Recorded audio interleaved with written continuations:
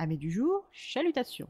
Pour les petits nouveaux, moi c'est Sekhmet et je vous souhaite la bienvenue dans mon podcast littéraire. Dans mon émission, je vais tenter 3 fois par semaine de vous donner envie de découvrir des livres de tout poil, récents et moins récents. Alors, si ça vous tente, c'est par ici la suite. Aujourd'hui, je vais vous présenter La Bénie de Césarée de Lise Chrysler, publiée aux éditions Gulfstream. Dans ce roman, nous allons partir en 1022 dans la ville de Valente. Valente est une ville construite sur un réseau de tunnels naturels et façonnés par la main de l'homme. Les catacombes n'ont jamais été totalement cartographiées et s'étalent sous les fondations des habitations, prenant leur source au cœur de la capitale pour se terminer dans les quartiers plébéiens. Cette ville est sous l'autorité de la Maxima Livia, la Bénie de Césarée, l'impératrice. Ce que le peuple ignore, c'est que celle qu'il croit être Livia, la fille illégitime de leur ancien empereur Octave et d'une simple servante, est en réalité sa fille légitime, Verina, la fille de l'impératrice folle Claudia. Verina est née quelques mois après sa demi-sœur et a grandi à Juvia. Cette ville est surnommée la Cité Suspendue, et pour cause. Construite sur une multitude d'îlots rocheux, perchés en plein milieu de la faille désertique qui sépare les empires de Césarée et d'Arthos, elle retient les parcelles du continent par de longs ponts suspendus. Dans le palais, celle que le peuple connaît comme étant la princesse impériale Verina est en réalité sa demi-sœur bâtarde Livia, et la vraie Verina est considérée comme Livia, l'enfant illégitime qu'il faut à tout prix cacher et qui n'héritera de rien. Depuis le début de sa vie, Verina s'est vue voler sa vie, son identité, son titre, et pour elle ne sait quelle force supérieure elle l'a tolérée, espérant que les choses changeraient à un moment.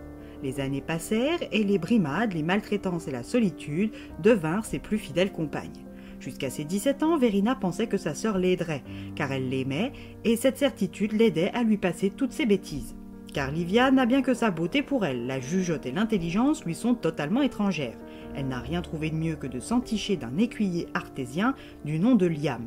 En se faisant passer pour une Antonia, elle batifole tous les soirs dans le foin, obligeant sa demi-sœur à veiller tard pour l'aider à nettoyer sa stola tachée de boue, à brosser ses cheveux pleins de foin et écouter le récit de ses acrobaties avec cet Apollon aux boucles brunes.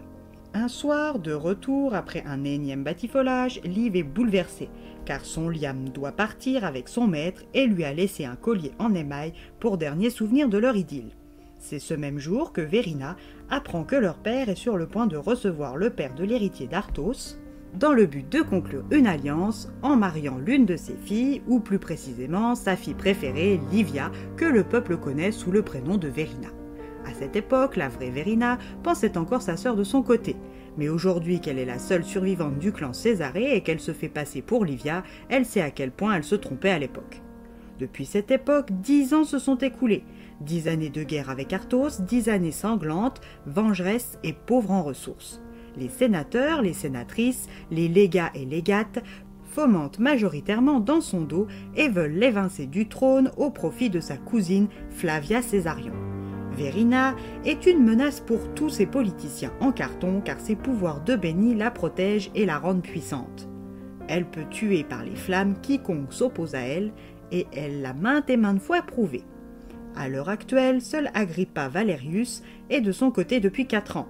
Cette jeune femme connaît son secret et s'en est servie pour obtenir le poste très convoité de légate des îles impériales.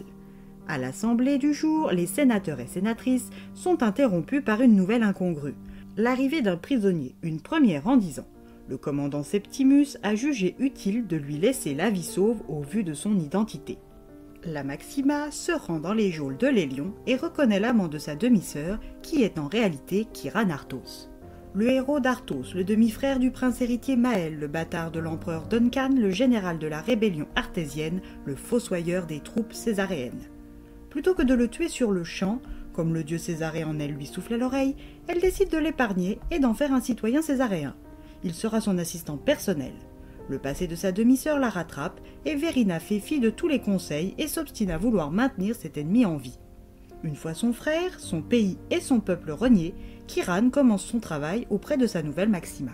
Verina veut accomplir le rituel qui fera d'elle une déesse humaine une fois accomplie. Mais pour ça, elle va avoir besoin de trouver le corps du divin et pour ce faire, elle va convier, comme seule une impératrice bénie de Césarée peut le faire, le scientifique le plus amène à lui donner des résultats, le professeur Hyperion Sophia.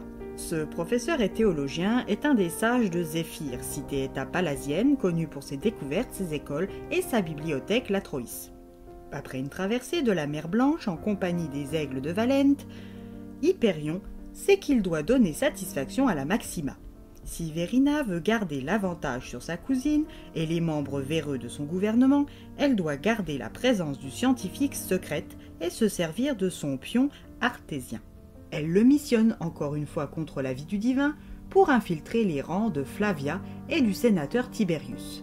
En ce faisant, elle pense pouvoir les piéger tous. Mais la prophétie la concernant lui donne deux options, soit de détruire le monde, soit de se détruire elle-même. Vers laquelle de ces prédictions ces choix hasardeux la mèneront-elles? À vous de le découvrir par votre lecture.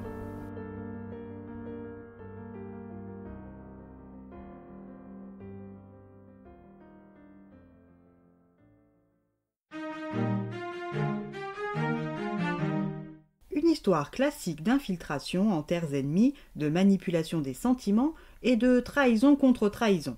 Un récit un peu trop prévisible à mon goût, dans lequel je n'ai malheureusement pas réussi à me plonger pleinement.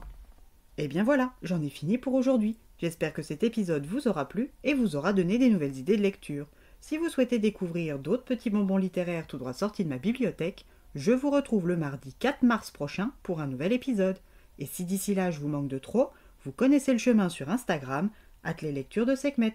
Sur ce, chalut les amis, et à la prochaine.